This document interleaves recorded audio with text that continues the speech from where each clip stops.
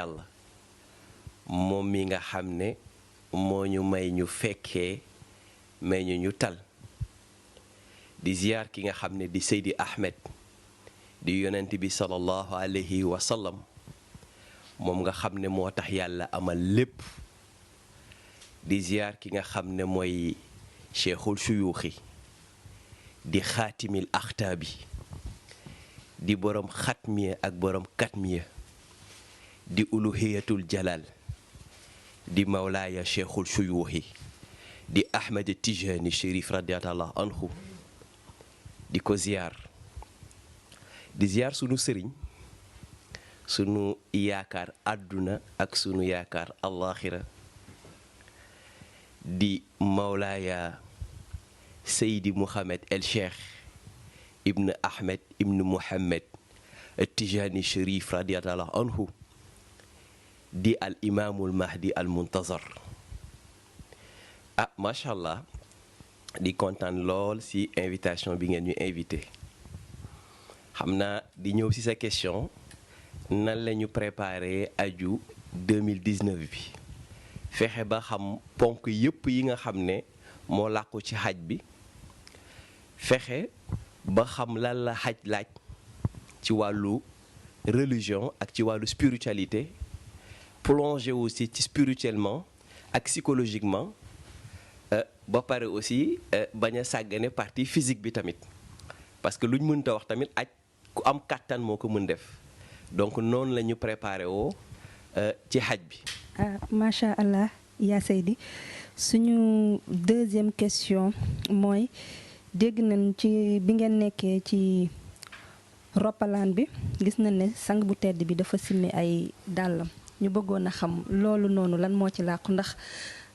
jafe na daal wala dina xaw a jaaxal nit nga yéeg ci roppalaan ba pare daal di simmi say dàll. macha allah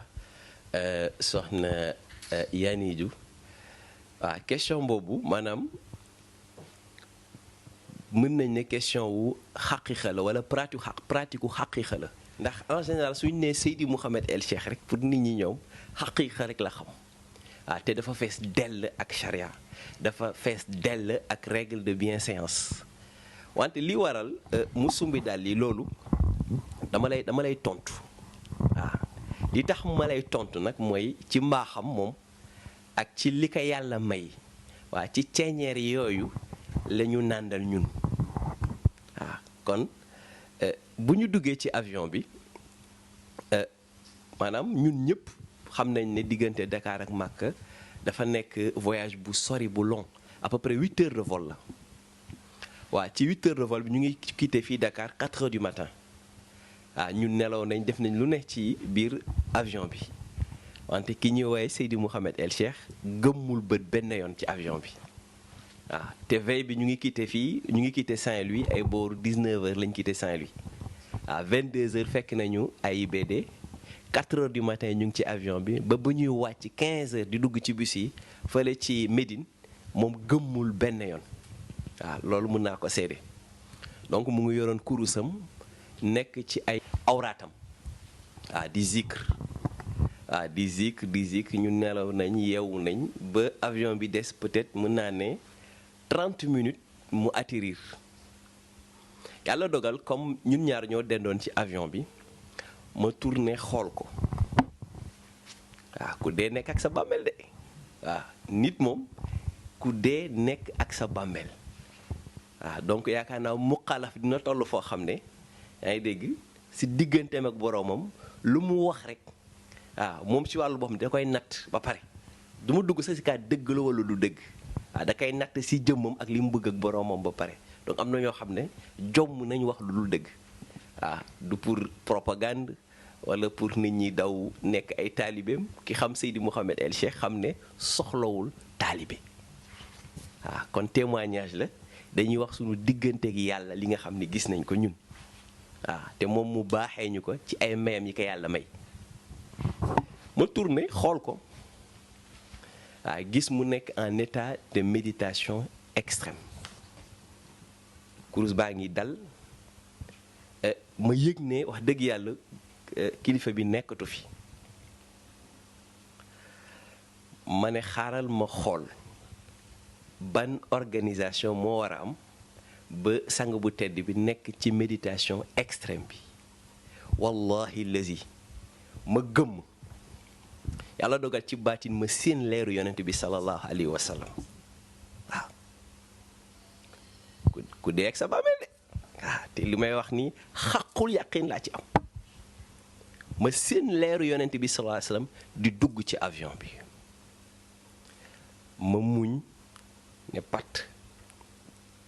waxuma mu jékki-jékki tourné ne ma alxalifa ma ne ko labbayka yaa seydi mu ne nañ def fukk ak benn salaatul fatihi ginnaaw fatiha def ko haadiya rasulillahi sallallahu alayhi wa sallam wallahi lazi te waxul loolu la mu wax ma sëgg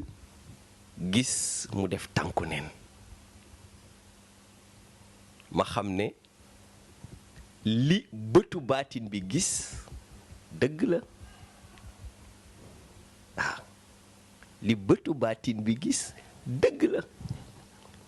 ñu def haadiya yonent bi sallallahu alayhi wa sallam ñuy wàcc mu ngi bokk dàll yi ba ñuy wàccee ci avion bi soxna yaa niitu sang bu tedd bi waaw li tax mu sumbi dàll yi pour man mooy présence spirituelle yonent bi sallallahu alayhi wa sallam ci biir avion bi waaw ku dee nag sa bàmmeel. yonent bi moo la gën a mën a teral ganam kuy yëwan moo la gën a mën a yëwan loolu moo tax yonent bi xaarul avion bi atterrir waaye ci biir avion bi ni nga ko waxee bi mu desee 30 minutes pour ñu atterrir ca la yonent bi sallallahu alayhi wa sallam dugg si ak lumière am moom ak lumière u yonent yàlla Moussa alayhi salaam pour lan pour defal nu lanoo tuddee wàllu dal ak wàllu dalal ci dëkkam bi nga xam ni mooy dëkkam bu tedd bi loolu moo tax nag yonent bi noonu la ñu accompagner ci 30 minutes yooyu moo tax bi may wàcc avion bi ma summi samay dàll parce que yonent bi bu mu ñëwee boo seetloo ñoo dendoon ci avion bi gis nga ni li ma toog yëpp ci fauteuil bi dama summi sama dàll teg sama tànk ci napp yi parce que man boobu maa ngi méditer ci yonent bi sallallahu alayhi wa sallam ñemewuma it bëgg di toog ak moom di sol dàll ba may dem bay wàcc yi mu nuy gunge ci wàcc ba ndax dafa ñu bëggoon accompagner ba ñu wàcc ak moom ci dëkkam ma summi waat sama dàll loolu moo indi ma summi sama dàll téye ko ba ma ko summee defe naa ni yow mi yaa ma dékk sa micro laaj ma ni la sama dàll yi ma summi ngir yonent bi sallallahu alayhi wa sallam moo tax ma def ko te loolu defe naa ni image yaa ngi fi mën na ko prouver ndax mi ngi ci internet tabarakallah. mais le cas El Cheikh fenkat la waxoon naa yonent bi sallallahu alayhi wa sallam moo wax ci hadis nee na dina am 30 prophètes 30 faux prophètes yoo war a génn ci xeetam n'est-ce pas dont 3 femmes yonent bi sallallahu alayhi wa sallam moo ko wax El Cheikh fenkat bu ko gën a mag Sénégal gisuma ko n'est-ce pas soskat la fenkat la te yàqkat la waaw ku gaa yi war a moytu la waaw ku nit ku jar a moytoo noonu donc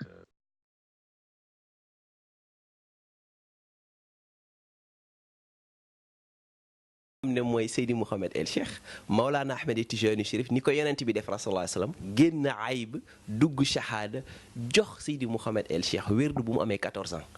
kon Maolana Ahmed Tijani Chérif li ko yonent bi sallallahu alayhi wa sallam defaral na ko Maolana Seydi Mouhamed El Cheikh waaw donc dundam xaqiiqa la même suñu fekkee dañoo bëgg wax lu dul ci pratique ci charia dundam xaqiiqa la malheureusement exemple bi ma ciy joxe mooy bari na waaw mais exemple Arafat comme Arafat moo gën a siw Arafat la ñuy wax gis ngeen Arafat li xew dëgg filmé wuñu ko wallahi mystère yi xew Arafat yëpp mën naa ne 0,001% lañ ci génnee ndax yëg nañ Arafat comme ni ko mbokk yëpp waxee 5h22 du matin ñun fa lañ wasifa dañoo julli fajar ñëw ci kaw montagne bi ci doj bi lañu wasifa comme heure bi Maolana Seydi Mouhamed El Cheikh waxoon jox rendez-vous nañ ko xaar midi quart heure Sénégal muy 15h15 heure Makka toog nañ mu ngi zikr ñu ngi ci ginnaawam jékki-jékki am benn mbokk bu ne naaj bi dafa tàng lool sax waaw ñun def nañ carton sotti nañ ndox mu tàng mais góor gi fu mu toog Seydi Mouhamed El Cheikh bougéwul d'un iota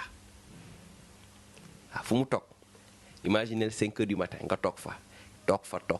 ba 15 heures bougé woo don yota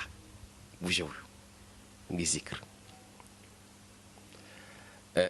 mbokk bi ne dafa tàng comme dafa tàng nañu génnee parasol jox ko sang bu tedd bi. Seydi Mouhamed El Cheikh ki nga xam ñun ñii as tuut lañ ko jotee fréquenté xam nañ ne dans les conditions normales day bañ parasol bi da koy bañ du ko jël parce que dem nañ jabalu Xira ñu jox ko parasol bi te ci montagne ci kaw montagne da ka bañ te loolu après Arafa la te Arafa ki xam tegginu Seydi Mouhamed El Cheikh gis na ne montagne bi ñëpp amuñu parasol. donc d'office ñi nga xam dañuy xam ni kii day rejeter parasol bi mais mu nangu parasol bi affaire bi jaaxal ma wante comme mu ngi zikr te ñun ay njabootam ñun waa Medina Cheikh dee nañu li fay xew depuis conférence su Fass bi wax na ko fa bu mu jëlee parasol bi muy zikr ba ay 15 heures commencé jot maanaam ay 15 heures moins ci heure Makka di ay 11 heures heure Sénégal peut-être ay 11 heures et demie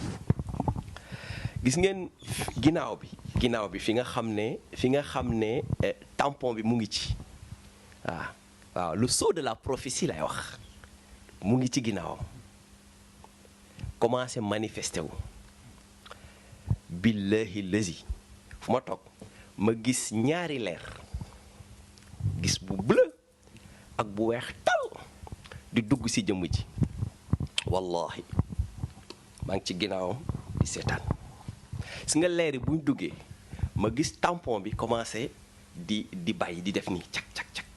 waaw mel ni un battement cardiaque ci ginnaawam 4 points comme ni mu ko jàngalee commencé di manifesté wu léegi ma gis mu xool catal mais ma dem ba yëg ne que peut-être que suñu présence dérangé na ko parce que nitu kersa nitu sutura la waaw te su sañoon aussi am na yenn manifestation spirituelle nit di si teg bëtam waaw moo tax ku wax safaan rek ci moom wallahi xamoo ko waaw c'est quelqu'un de très humble voilà il incarne l'humilité absolue mu jël parasol bi dëpp ko ci ginnaaw pour ñun bu ñu gis manifestation yi wallahi waaw pour ñun bu ñu gisati manifestation yi parce que lu muy toog yëpp di zikr des fois day génne xaw a catal waaw su catalee moom muñ ma dem ba yëg ne ñun est-ce que finalement le fait que ñu nekk ci ginnaawam dérangé wuñu ko ndeysaan ndaxte am na kersa peut-être ñu bañ a gis loolu waaw am na kersa parce que ditu yàlla yi ki leen xam-xam ne ñoom bugguñu karaama waaw bugguñu voyez moi waaw mu jël parasol bi dëpp ko ci ginnaawam pour ñun ñi nekk ci ginnaawam bu ñu gis manifestation yi. Allahu Akbar, it's raining. Il est en train de pleuvoir. Il pleut. Allahu Akbar. Allahu Akbar. Allahu Akbar.